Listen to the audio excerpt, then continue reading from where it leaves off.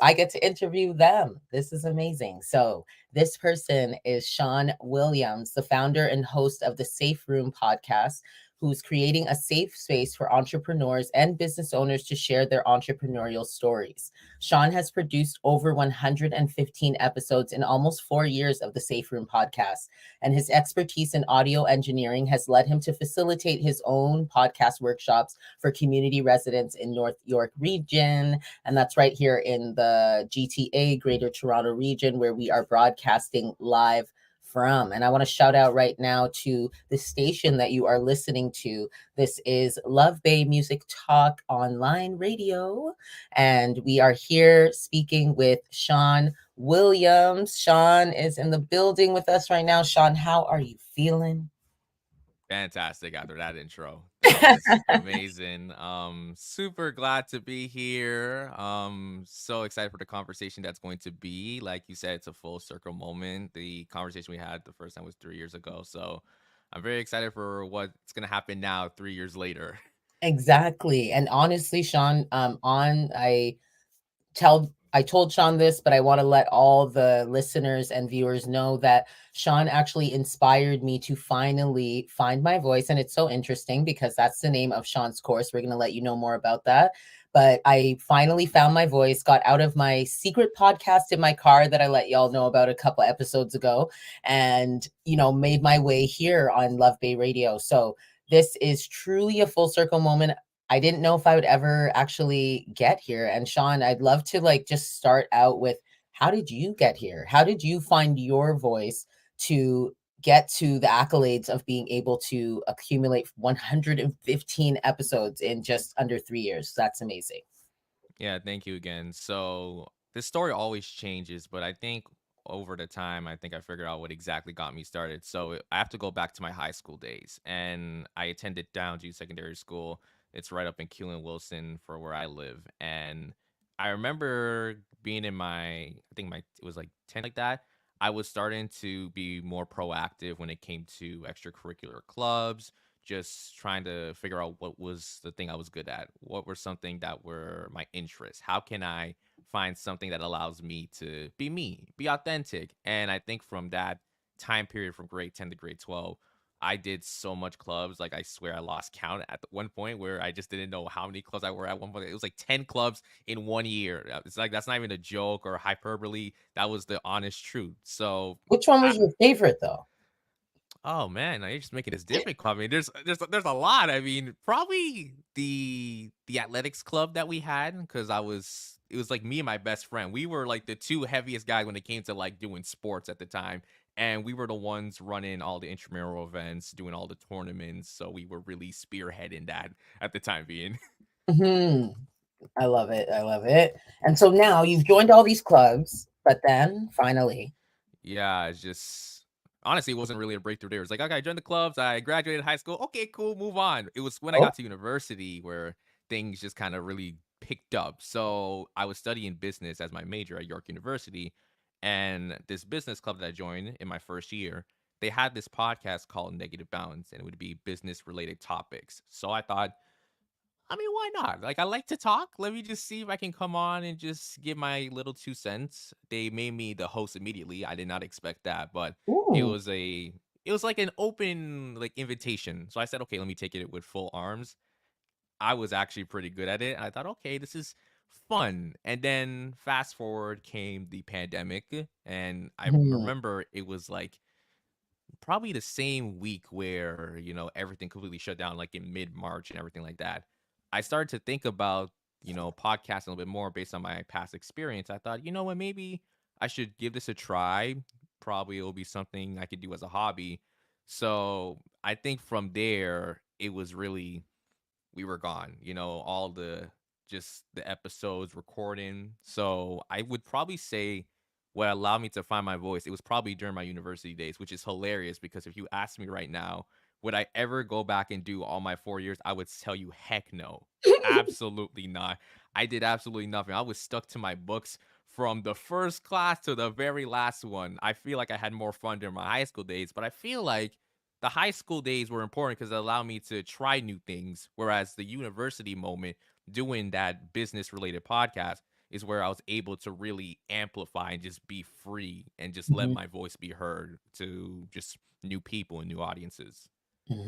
That's amazing. I love it. I love how, you really explored different options to be able to find this one path.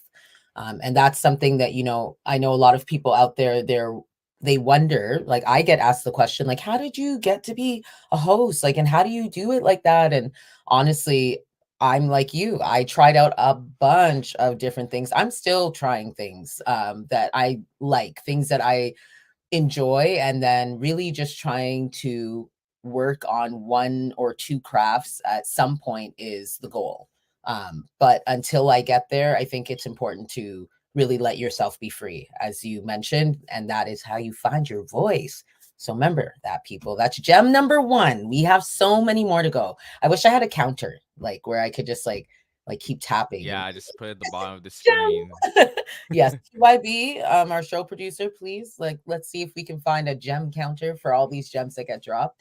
But for you, Sean, one thing that I didn't do, and I want to like take a little break before we get into the breakdowns, because you let us know about some breakthroughs that you had there in finding your voice and being able to become this amazing podcaster. But I know sometimes, we like to know a little bit of things about people that have nothing to do with like their work, because it might even help us to understand if we can relate to this person's journey. So I have 8 rapid fire questions for you. All I want is like either that answer or that answer. You could give a little bit of one, two of your rationale, but these ones are fast. These are All right, first thing let's do comes it. to mind. You got this. Okay.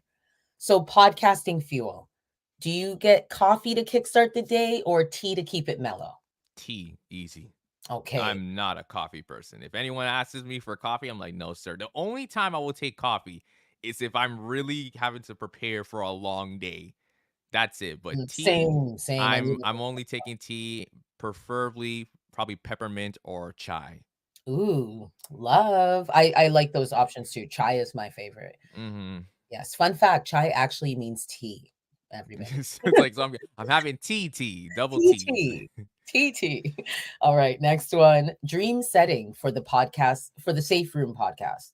A mountain for like a serene backdrop or a beach for a laid back atmosphere? I'm going with the beach. I don't know what I would be on the mountains and what are we talking particular? Are we talking like the mountains, but it's still Like a like a nice. chalet.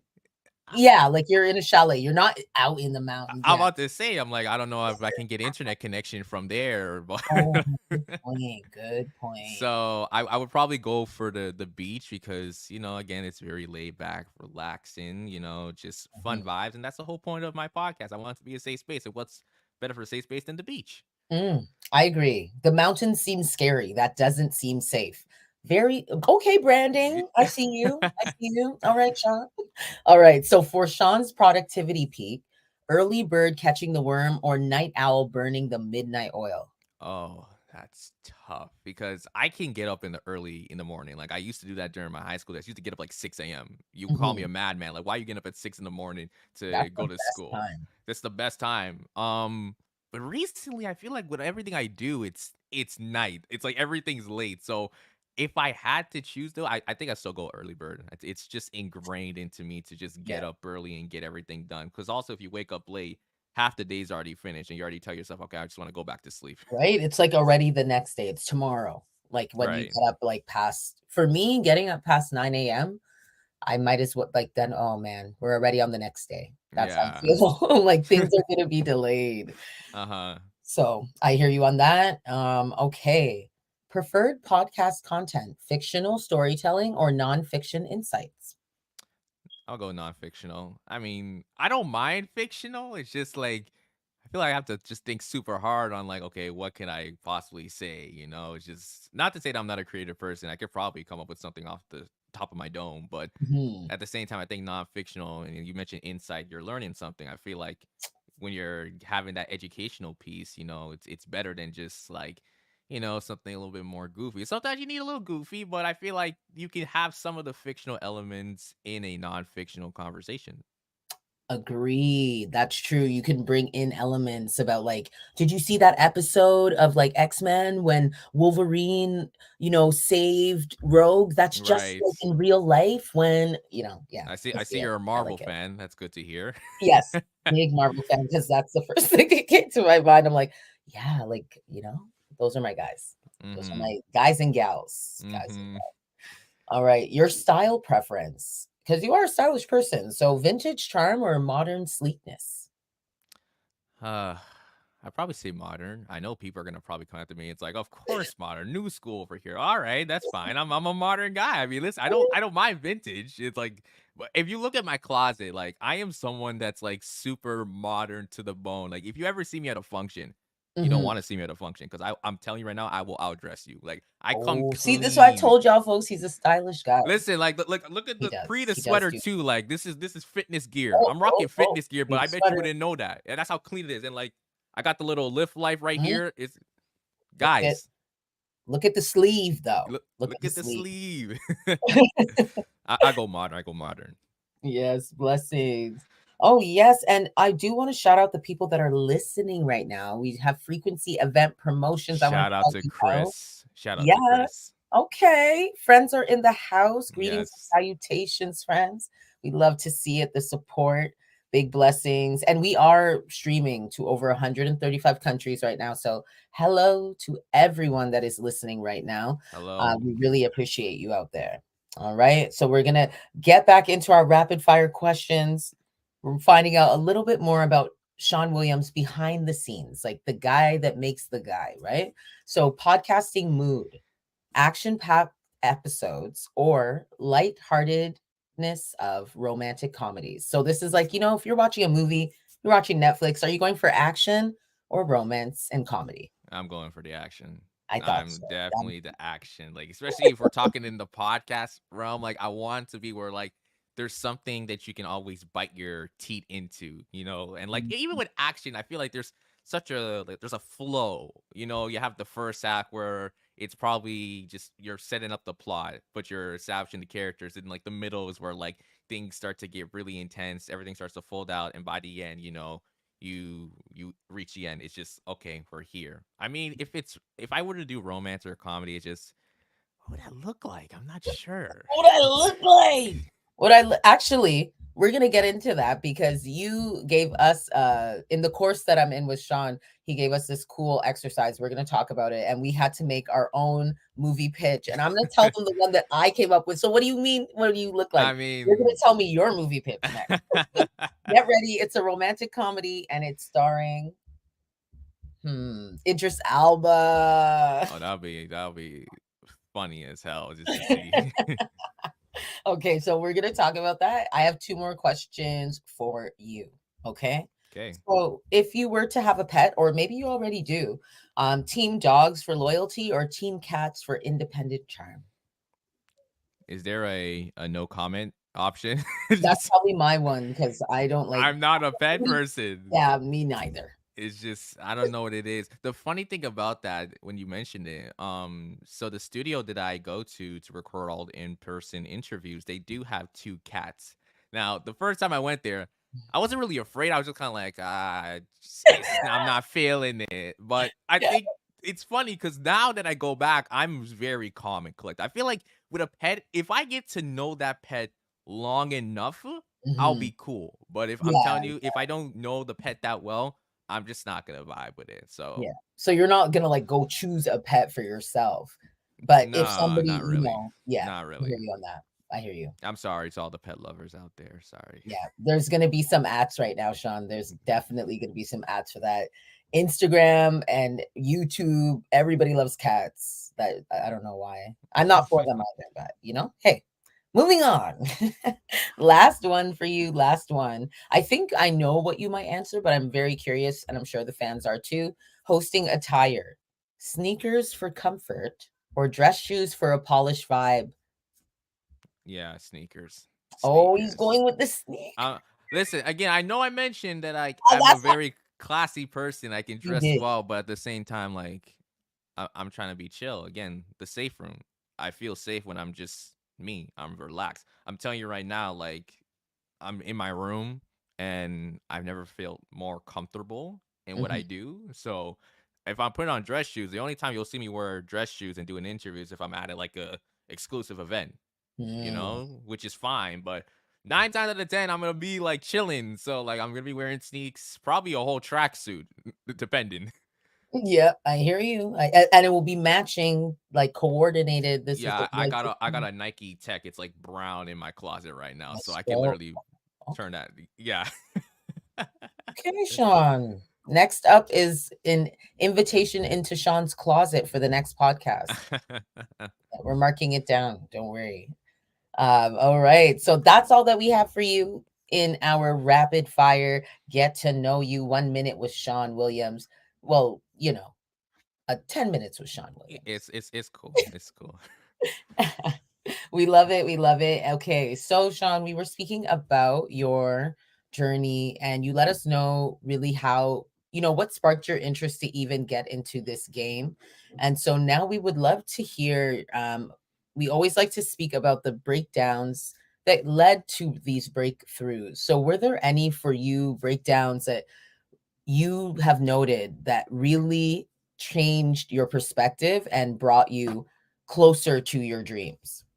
Yeah, there's a lot. So when I first got started with my podcast, which is around May 2020, if you actually go and check like the first episode that's on Spotify, it will tell you August. But the truth be is that was just when the first episode was uploaded to That's when you Spotify. finally got it up there. I got it onto platforms, but it started in May. It was originally on my YouTube channel. And one of the few things I had to like really break down was the time management, just the commitment when it comes to podcasting. So, a little fun fact, about 90% of podcasts that start don't usually make it past 20 episodes. And, Mm, everyone wonders why is that the case is because just the phenomenon's gone.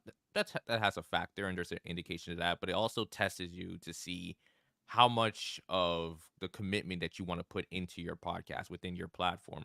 A lot of people assume it's just turn on a mic, speak, and then you're on your way. But there's so much that goes into teaching a course that's mhm, telling people the process, the step by step. It's not just the recording, there's the editing and post production, there's the marketing side of things, also the time management. How are you going to find time to schedule your recordings, recruit your guests, come up with outlines? How are you going to work those out into your schedule, especially if you're maybe working a full time or part time job?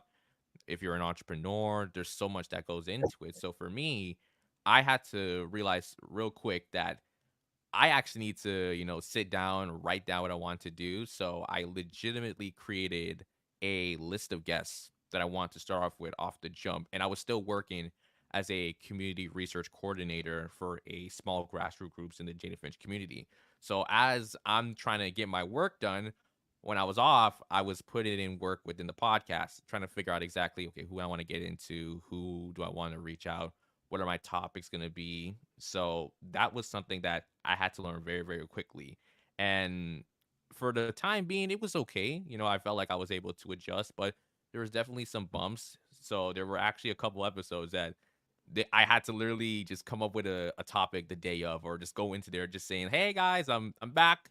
What do you want to talk about? Because I got nothing. I got nothing. I don't know what I'm gonna say, but we're here." mhm. So it's definitely a Were those challenge. live? Those um It was not early live, ones? but I'm very transparent when I'm on my podcast. So anyone Okay. who's had listened to my episode, I will tell you straight up while recording, like, guys, I'm tired. It's late at night. I don't want to do this, but I'm here. Or I'll say, hey guys, I got this guest last minute. So if the vibe of the conversation's off, it's because I did Mhm. not have good time management skills. So I like the honesty. I like the honesty. It does help, I think. It helps.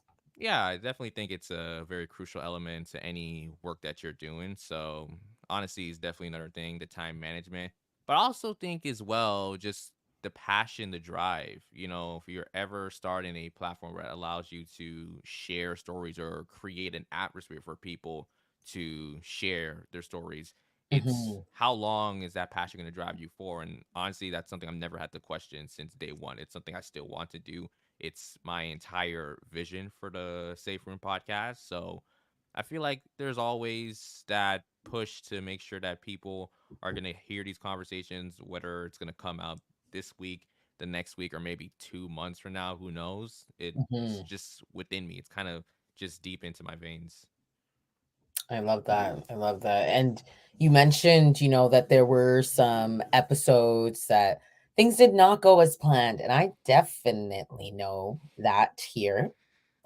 Especially this online game, like so many things can go wrong even when you plan out everything, like even when your time management is on point, you've written it down, you had this guest booked, and then I don't know, the wi-fi fails. Actually today we did, transparent moment, which I do agree, I like to be transparent too, because I think it puts everyone at ease when they know what's going on, or even have an inkling like, okay, it's not just me, that something is off today, and they know why. I do think it helps, and I hope it helps. Let us know, listeners, and viewers. Do you think it helps when the podcasters or your, radio personalities are honest and transparent if something is going wrong in the background? Or do you like that, they find a way to smooth it out and polish it up?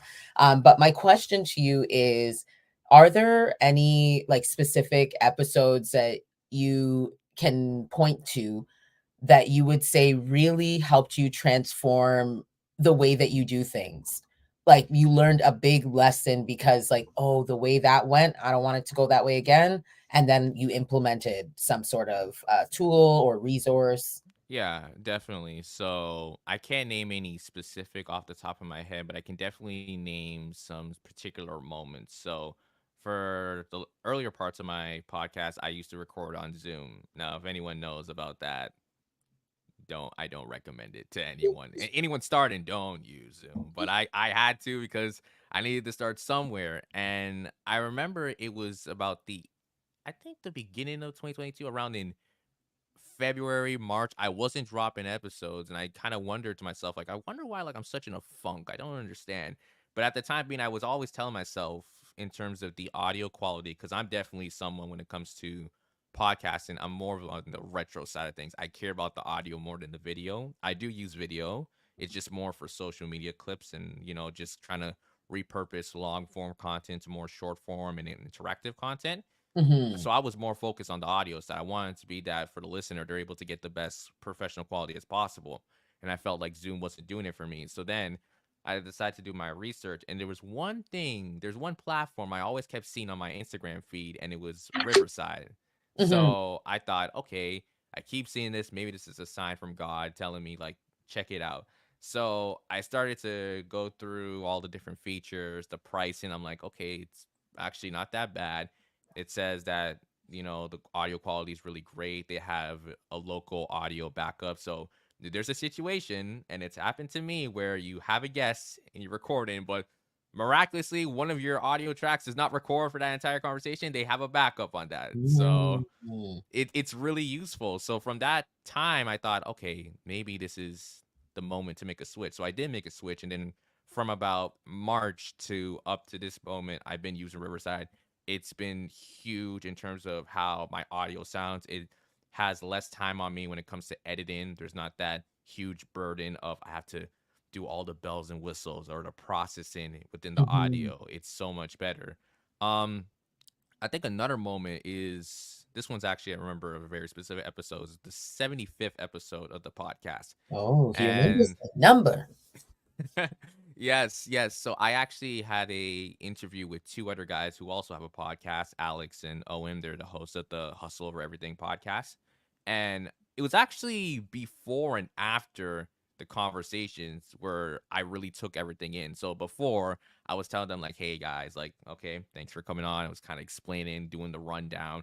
And I was telling them before, like, hey, listen, I don't have like proper headphones. So like if I hear static, I'm gonna try my best to fix that. They're like, no problem. So we got through the interview, and afterwards they pulled me to the side. They're like, listen, like we see you doing your thing. You should probably try to like add structure to your outlines. It's like it's nothing wrong with what you have. You have all your questions, which is cool, but try to add a segment. Try to add like, different things to give it more flavor or to have more of a, solidified outline. So it was from that moment I started to do more things. And for anyone who listens to the podcast as of now, you probably heard of the hot seat segment, which is a very like common thing. It's a staple now.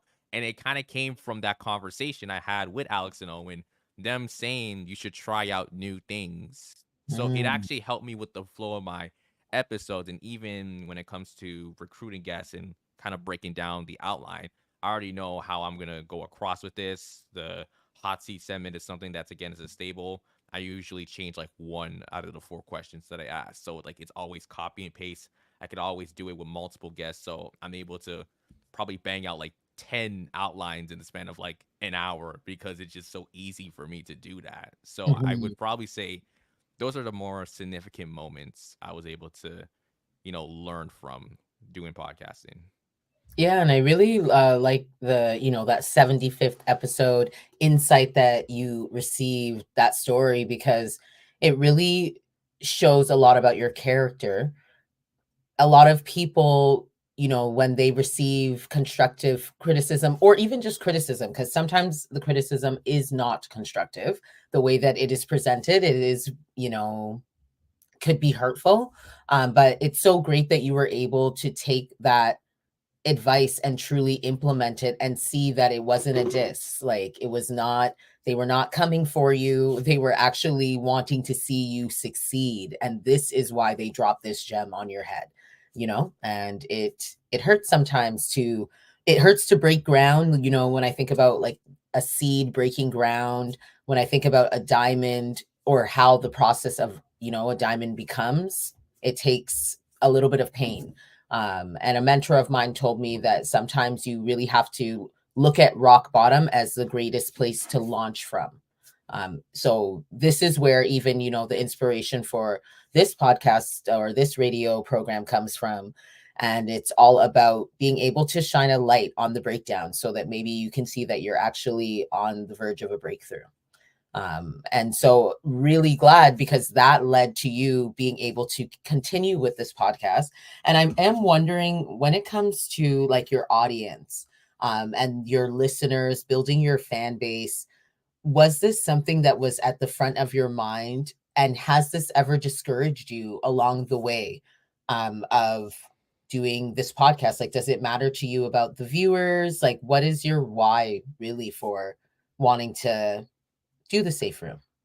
Yeah. So for the longest time, I've told myself I don't really care that much about the views, but there was a period where that wasn't really the case. I was kind of very fixated on how everything would look in terms of just viewership, people tuning in. So I mentioned before when I first started the podcast, I was on YouTube Mhm, and I would post full video episodes. I was okay with that at the time being. Again, I was very like young into the podcasting game, so I just wanted to like, get into it.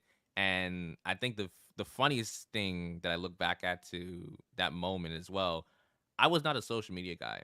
Like before really launching my podcast, I was not on Instagram, YouTube, Twitter, because I felt like if I'm gonna be on social media for something, I want it to be, purposeful, have a meaning. I don't want it to be where I'm just going on and just say like, hey, I just got drunk with everyone at the club, or like, look at me at the gym. It's just like, no, that was just never my style. mhm. So when I started to post episodes there, I was one of those few YouTubers where like I would check my like views like every single day, like, okay, did it go up here? Did it go up there? Mhm, I want to make sure. So one thing I actually do want to share, and I hope anyone listening could probably resonate to what I'm about to say, that type of mentality of trying to get that instant gratification is like a drug. It's so addicting and you mhm, can't stop. It's at the point where it starts to consume you and it kind of shapes you what you're not supposed to be. So for that moment, I was always checking 0 views. I thought, okay, it's one day. It's one day. I would check the next week, 0 views. Check the mhm. next month, 0 views. That was a constant. So it was very discouraging because I thought, does no one care about what I have to say? Does Right. does no one care what I want to, talk about?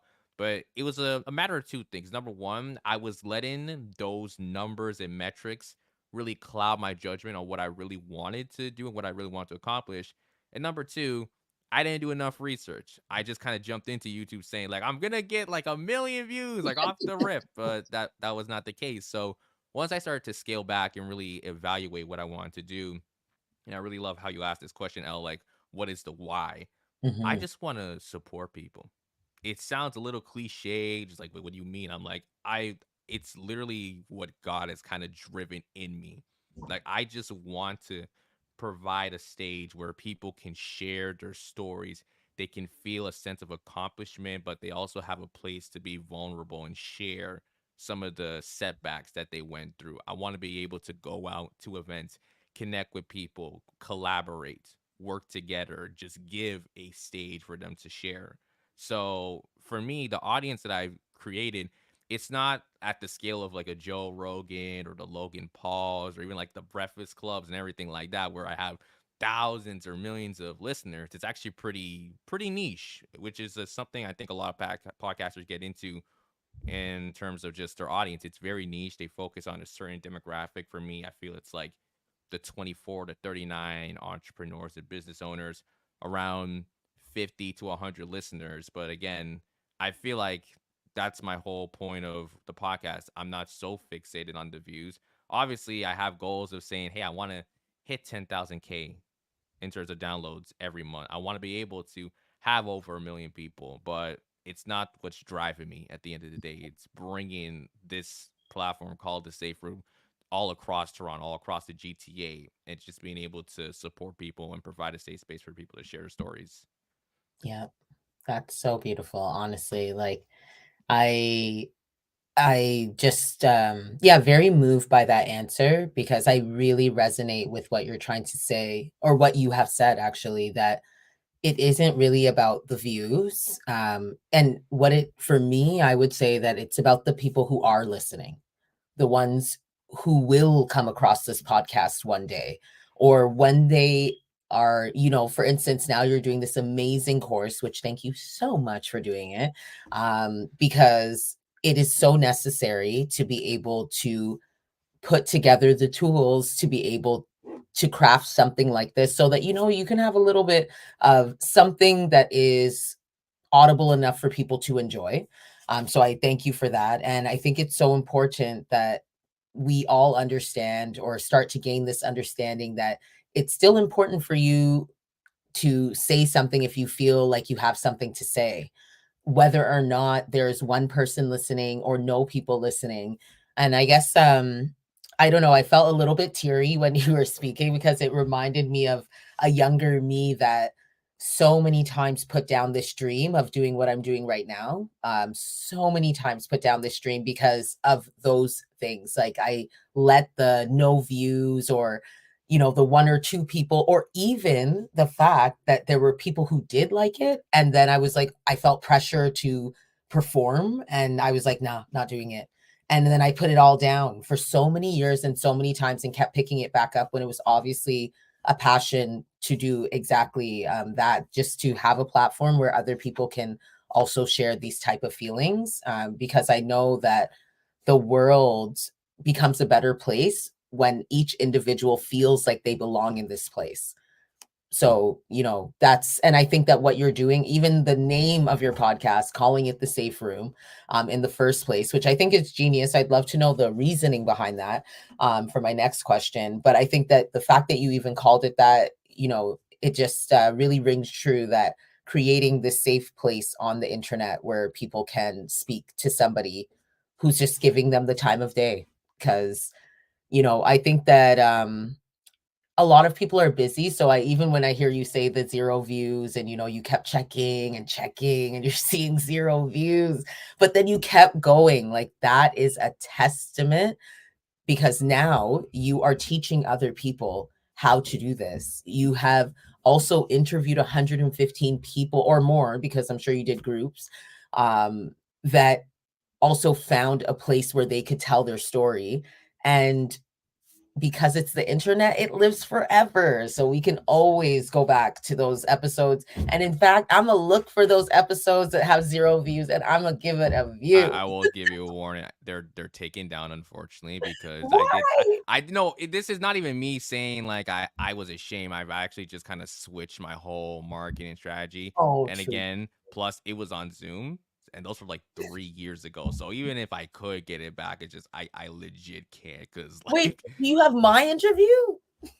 we might again we might have to do a part two. But I listen. There are the first 20 episodes. I did mention at the Mhm. beginning or at some portion of this conversation that not everyone gets past 20 episodes. I was one of the few people who has.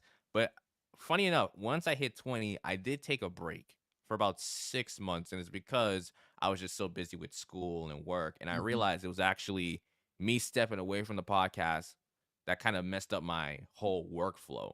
And I needed the podcast to just Mm. be in balance. So for me, I actually came back, and funny enough, the first episode I came back was with you and Oh, Randall. So gee.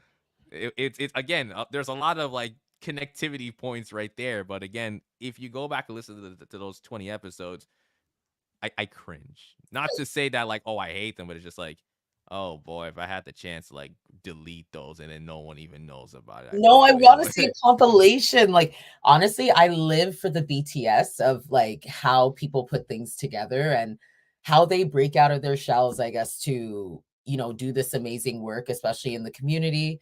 I'd love to see a compilation. I'm just saying. I think your fans would love to see where you came from. And Yeah, you're students now. You're students. I guess. But to answer your question about the name of the safe room, Yes. so How'd you come up with that?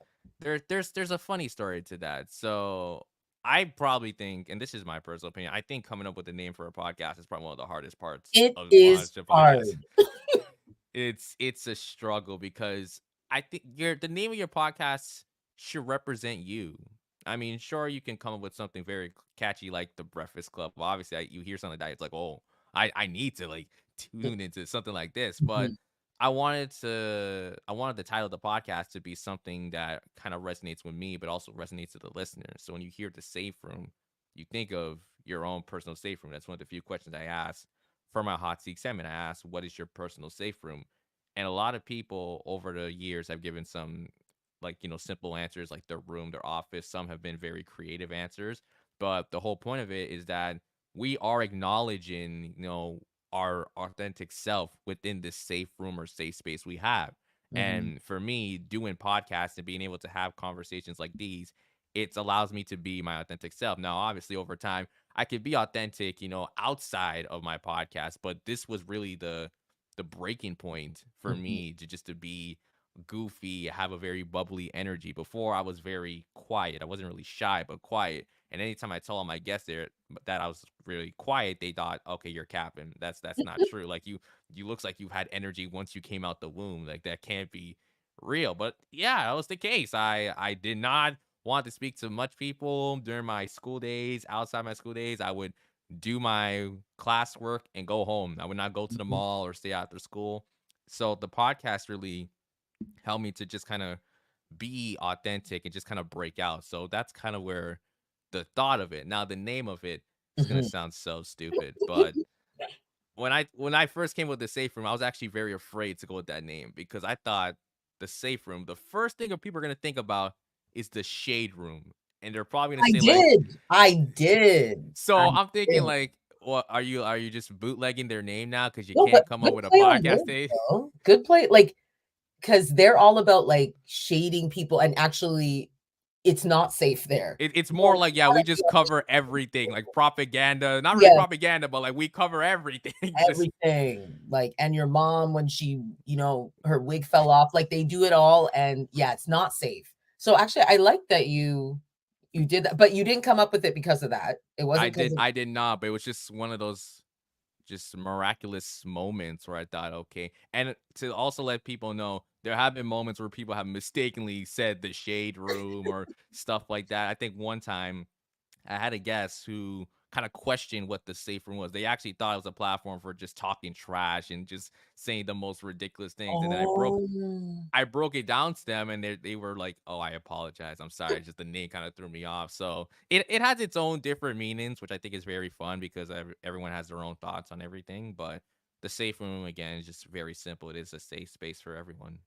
And I think that we need more safe places. And another safe place that you have created is now with Find Your Voice.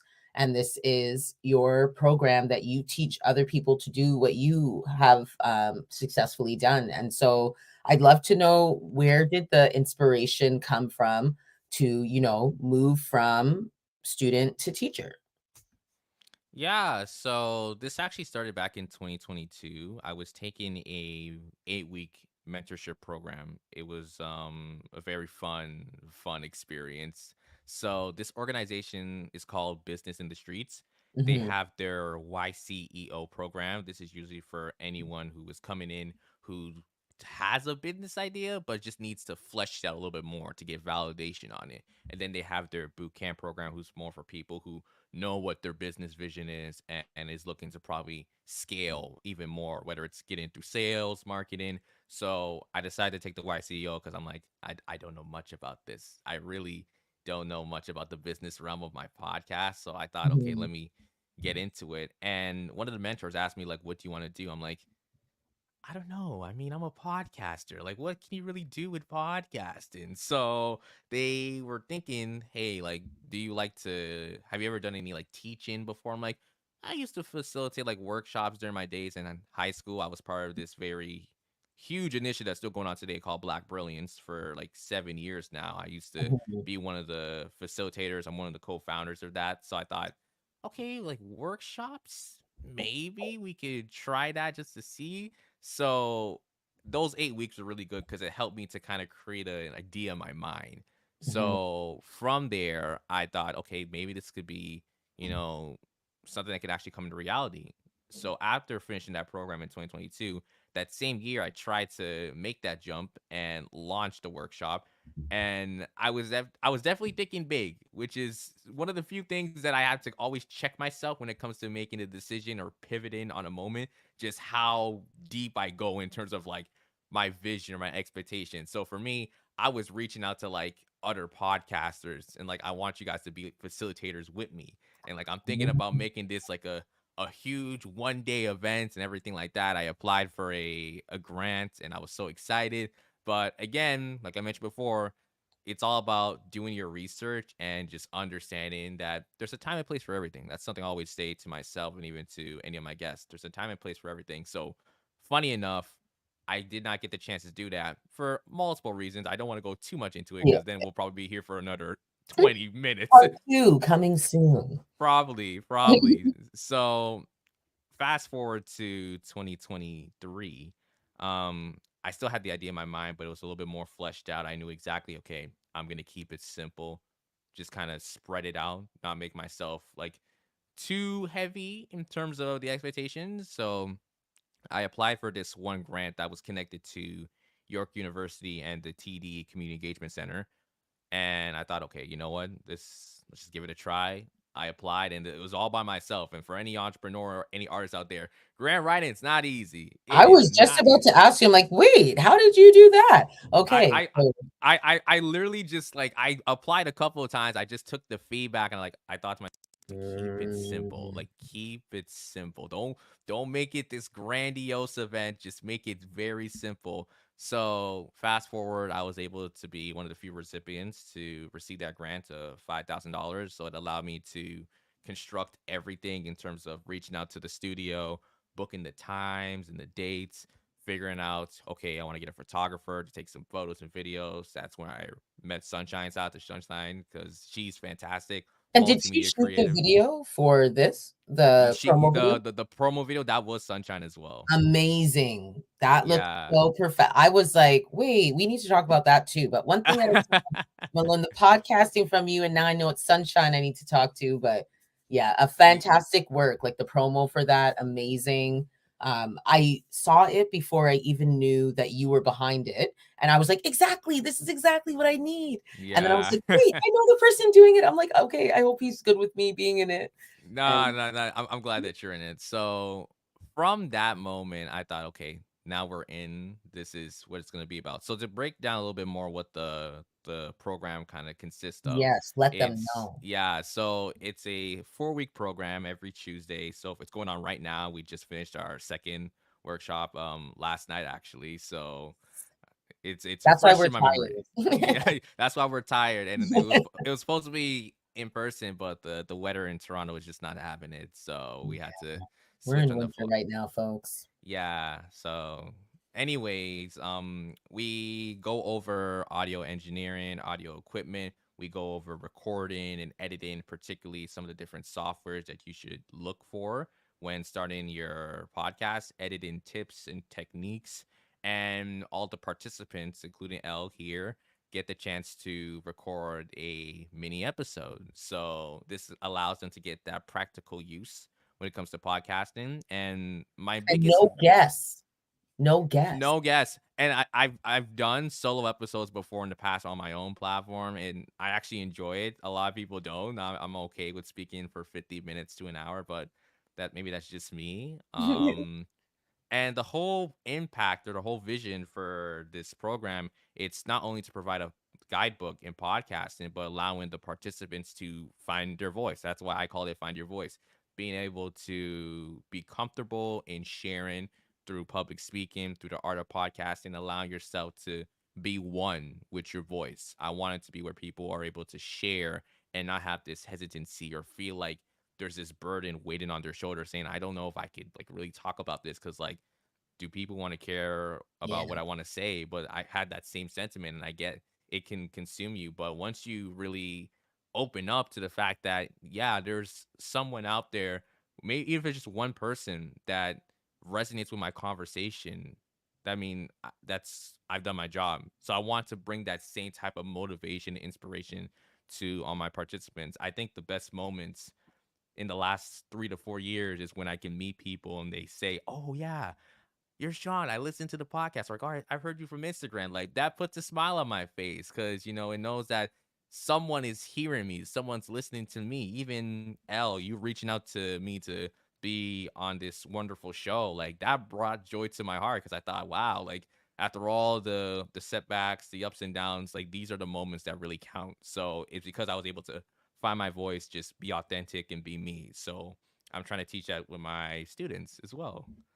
Yes, and you are doing it. You are more than trying. I can say, as a student of your class, that I feel that I'm even more so finding my voice because now I have done episodes, but not on purpose by myself. Like it's kind of like, well, the guest didn't come, or technical difficulties, or whatever would have happened. And then in my mind, I had a backup of like, I could tell a story. Like I feel comfortable to talk, but just like you, there's always a little voice in my head still that's like, does anybody care about this? Like, why are you talking about this? Stuff like that. But I've realized that it's you will find your footing, as you go, and you will find stories that are interesting. You'll also learn a lot of lessons from falling on your face that will, take you to places of doing more research, like you said, taking the feedback or watching yourself on those episodes and then being able to do something different or elevated next time. And so I'm up for the challenge. I'm very much looking forward to understanding how I can then take those conversations and really edit them down and make them look fancy. And fortunately, I've always so far had a collaborative effort, like right here on Love Babe Music Talk Afrobeat Radio. We have a team that helps to put this together, but I do think it's important for each individual to know as much as they can about how to put together a broadcast for themselves, because you just never know when you might want to say something. You might want to let people know what you're thinking or about something that you're doing. So I hope that if there's people listening out here, like Frequency Events, I want to shout you out because you've been dropping some beautiful comments all throughout our You know what? podcast. if I could, Elle, I'm Yeah, gonna let do it. them know who that person I'm gonna is. do a quick plug. So they are having their podcast relaunch on January 24th. So I'm gonna be there, and to anyone in Toronto who can make the ride, please do, please do. Mhm. I've been wanting to go to one of Chris's events since last year, since I discovered his page. I've been telling him like, look, I'm sorry, like I feel like I should have been at your event 10 times over. So I'm making the push this upcoming January January 24th. 24th. Okay. So shout out to them. They're doing their podcast relaunch. There's gonna be panelists there, food, drinks. You can't really complain. Like there's no reason why you guys should be saying Come no. on. That sounds like all the good things for good vibes. So, shout out to Frequency Events, correct? Yeah, Frequency Events. frequency events promotions. Love it, love it. And come on, shout out. Maybe you want to come on to Love Bay Radio. We'll chat to you on Voices of the Millennials and have an elevated conversation. Just like we had with Sean Williams today. We are speaking to the founder of the Safe Room podcast. And before we get out of here, because this always happens, of course, time just runs away from us. And then I get, so sad because I'm just like, I had so many more things I wanted to know. It's But okay. we're gonna have to bring Sean back. That's what we say. That's what we're gonna do. I'm gonna do like a whole season 2 of all the favorites, and I know that you're gonna be one of them. Thank you. And so I do want to end off with what is up next. We found out, how it started and how it's going, but what is for the future for you, Safe Room, everything? Oh man. Oh man. There's a lot to unpack from there. I'll try to be brief. So for me, I'm just trying to get back to just work. I've been taking some time off from like working outside the podcast. So I'm just trying to get back into the swing of that. Mm, And I guess just for me also putting God first, So every day I'll be like reading a devotional, just a different verse or a chapter, just reminding myself like what am I here, what's the purpose that God wants me to do. So mhm, I'm just continuing on that journey, just doing his work.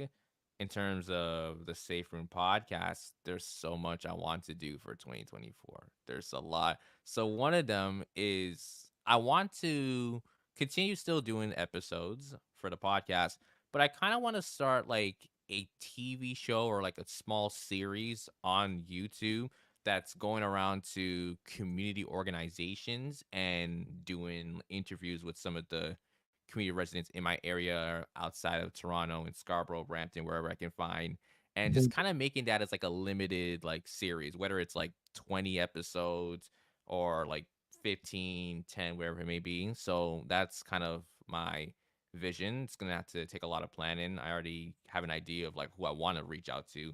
I think it's just being able to receive funding and just being able to put the plan to work.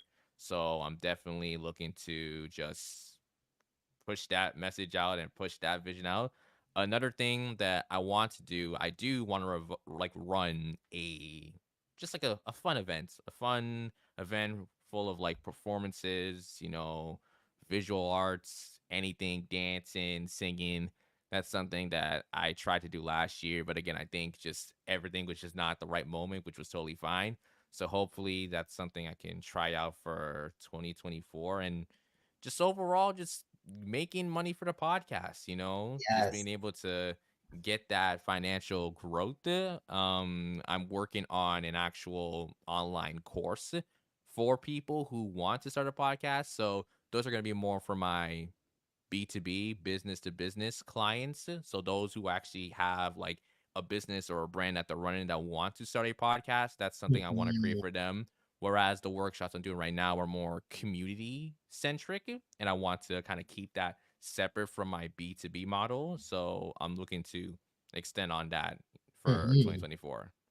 I love it. I love how I hear that business degree coming in. Like, I'm just like, yo, come on. Because I didn't even tell y'all, but if it's okay, I just want to let y'all know, and I hope this inspires you. It is not to detract you from what you have going on, but Sean is only 23 years old, correct? Yeah, 22? 23. 23 years old. And so then now you could put in your mind the big timeline that he told you, like, whoa, what he has really accomplished in this time. And To me, I think that what you are doing is a big inspiration and motivation to other young people, other young Black males, especially in the community, because your voice does matter. What you have to say does matter. And here is a young person who has shown us how you can transform, your feelings of inadequacy, or that maybe what you have to say is not that important, into being very important, because now you are delivering what I see as an essential service. You are going to now be able to help community members and then sustain your community initiative with your B2B model, like going to businesses, because I think podcasting, I saw it today, like it is part of business models now to Yeah. incorporate a podcast. Mm-hmm. So just saying, you are on to something, Sean Williams. Everyone's getting into it, so I mean, I'm just kind of Really get into stepping in front it. of the learning curves, getting ahead of it. Like, come on. I'm so inspired, and I hope everyone out there is too. Tonight, you were listening to another Elevated Conversations on Voices of the Millennials on Love Bay Afrobeat Music Talk Radio. We want to thank you so, so much for listening and tuning in, and we will be back for another one.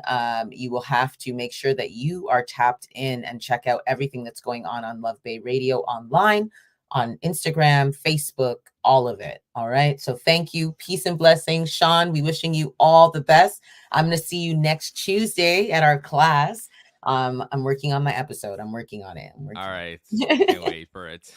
Blessings. I appreciate you. Thank you so much for being here. And we'll see you next time, everybody.